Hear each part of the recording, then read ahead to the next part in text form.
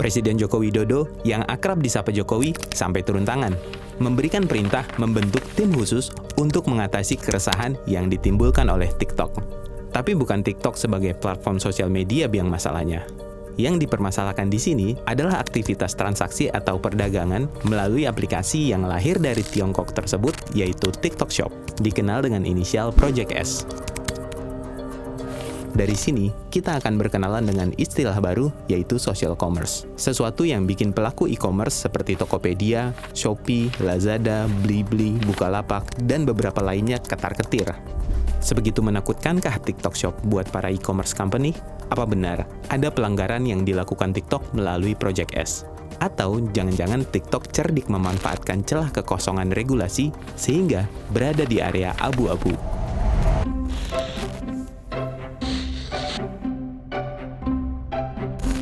Sebelum membahas lebih jauh, sekilas kita bahas tentang apa itu social commerce. Jadi, istilah baru ini secara umum adalah aktivitas transaksi jual-beli melalui media sosial seperti TikTok dan Instagram. Keunggulannya tentu saja karena para pengguna bisa berinteraksi langsung antara penjual dan pembeli, lalu pada saat yang sama, bisa sambil menjelajah media sosial tanpa harus meninggalkan aplikasi. Keunggulan ini yang membuat hasil riset Populix mencatat sekitar 52% masyarakat Indonesia mengetahui tren jual beli di media sosial. Modal besar banget kan buat social commerce untuk semakin berkembang. Social commerce, terutama dalam pembahasan kita ini adalah Project S, disebut bermain di area abu-abu.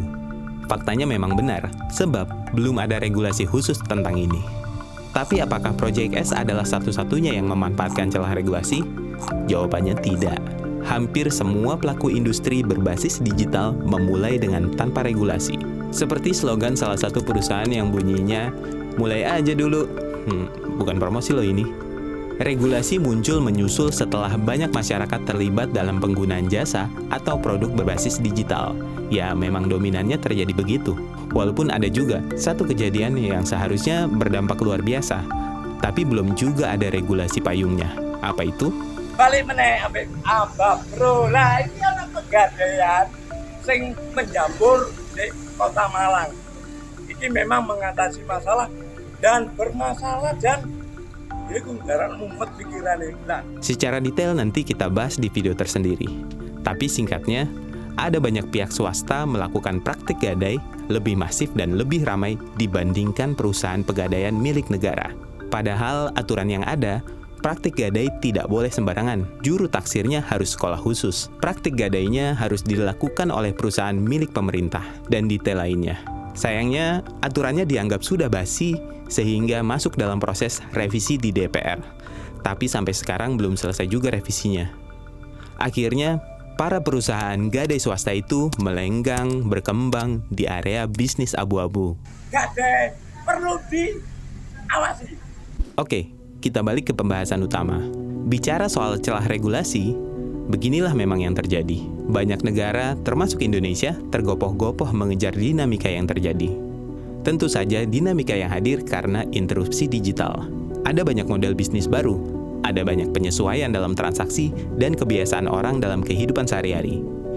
Di beberapa aspek, sentuhan digital memang bukan sekedar inovasi, tapi serupa revolusi. E-commerce tentu saja bagian dari interupsi digital itu sendiri. Tokopedia, Shopee, dan lainnya yang dianggap aneh di awal karena harus berbelanja melalui monitor ponsel atau komputer, sekarang sudah terasa mudah. Buat banyak orang bahkan seperti ketagihan, memasukkan produk incarannya ke keranjang lalu dibayar saat gajian. Ketika e-commerce muncul dan semakin berkembang, tentu saja ada banyak pihak ketar-ketir, terutama pemilik jaringan bisnis retail konvensional yang punya toko atau gerai di mana-mana. Tapi, pada saat yang sama, e-commerce melahirkan banyak usahawan, terutama level UMKM yang baru. Jadilah ramai. Setelah ramai, pebisnis level korporasi bahkan yang kategori konglomerasi mau tidak mau juga akhirnya ikut punya toko di platform e-commerce. Seiring dengan perkembangan ini, pemerintah buru-buru menyusun regulasi, termasuk soal perpajakannya. Industri perbankan juga ikut beradaptasi. Tentu saja supaya bisa ikut memfasilitasi pembayaran dari transaksi yang terjadi di aplikasi e-commerce. Lalu, dompet digital seperti GoPay, OVO, dan lainnya semakin hidup. Sekarang, yang terjadi bukan hanya pemain digital menginterupsi pemain konvensional yang lahir dari generasi non-digital. Kehadiran Project S milik TikTok membuktikan adanya interupsi sesama pemain digital. Memang, TikTok lahir sebagai platform media sosial, tempat orang nonton dan upload konten, bukan untuk berdagang. Tidak ada transaksi jual beli secara langsung melalui aplikasi ini. Instagram juga begitu. Walaupun sebenarnya Instagram sudah duluan menawarkan fitur jual beli yang sekarang dikenal dengan nama Instagram Shopping, tapi kurang booming. Hanya saja, kemunculan TikTok Shop memang beda. Ikon tas dan keranjang kuningnya langsung diterima para pengguna. Banyak konten kreator yang akhirnya sekalian jualan sambil ngonten. Cara jualannya semakin kreatif. Bahkan yang berjualan sambil live TikTok pun ramai dan banyak transaksinya. Seberapa besar? Sebagai gambaran, mengutip data internal yang didapat di Information, sebagaimana dilansir voi.id, nilai transaksi TikTok Shop meroket lebih dari 4 kali lipat sepanjang 2022. Angka Gross Merchandise Value atau GMV, yang artinya nilai total barang pada transaksi pengguna di Asia Tenggara sebesar 4,4 miliar dolar AS atau setara 68 triliun lebih pada tahun 2022. Tentu saja di Indonesia paling besar karena jumlah penduduk dan pengguna aktif sosial medianya mendominasi. Hal tersebut terbukti. Survei kecil-kecilan yang dilakukan tim Suara Market pada sekitar pertengahan tahun 2022 menemukan bahwa gudang penyimpanan barang hasil transaksi digital sebelum dikirimkan ke alamat masing-masing masyarakat mulai dibanjiri hasil transaksi dari TikTok. Tidak lagi sekedar dominasi Tokopedia atau Shopee. Memang, secara jumlah dan nilai masih didominasi e-commerce. Tapi, bicara pertumbuhan, dari tidak ada menjadi ada dan jumlahnya cukup banyak, TikTok Shop juara. Bikin kaget banyak pihak. Memasuki pertengahan tahun 2023, para pelaku e-commerce sepertinya mulai tersadar, TikTok Shop adalah ancaman.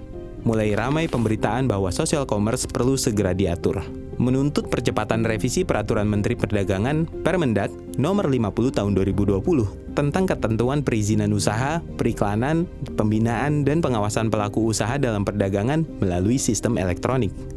Muncul kekhawatiran bahwa TikTok Shop akan mengganggu bisnis UMKM. Alasannya, bakalan banjir produk murah dari Tiongkok.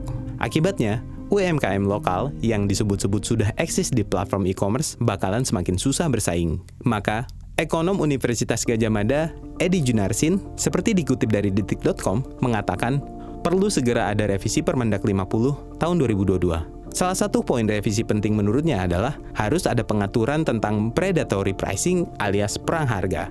Sebab, khawatir ada produk-produk yang dijual melalui aplikator asing seperti TikTok Shop harganya murah banget. Sedangkan produk sejenis milik UMKM lokal harganya tidak akan bisa bersaing melawan mereka. Pada akhirnya, Presiden Jokowi memerintahkan kepada Menkominfo Budi Aris Setiadi untuk memantau Project S TikTok. Dikutip dari kata data, Jokowi meminta percepatan pembentukan satuan tugas atau Satgas untuk lebih detail melihat persoalan di e-commerce dan kemunculan social commerce. Menkominfo Budi Ari menyebut, Satgas nantinya harus bisa dan memiliki cara berpikir baru untuk mengatasinya. Sebab ini adalah persoalan baru, kalaupun memang dianggap sebagai persoalan. Video ini tidak bermaksud memberikan dukungan ataupun menentang kepada salah satu pihak. So, pertanyaannya, kalian pilih e-commerce atau social commerce? Silahkan koreksi di kolom komentar jika ada kesalahan dari kami. Kritik juga boleh. Tulis juga pendapat kalian terkait hal ini, supaya ada diskusi di antara kita. Jangan lupa like video ini dan subscribe channel kami. Terima kasih sudah menonton. Salam.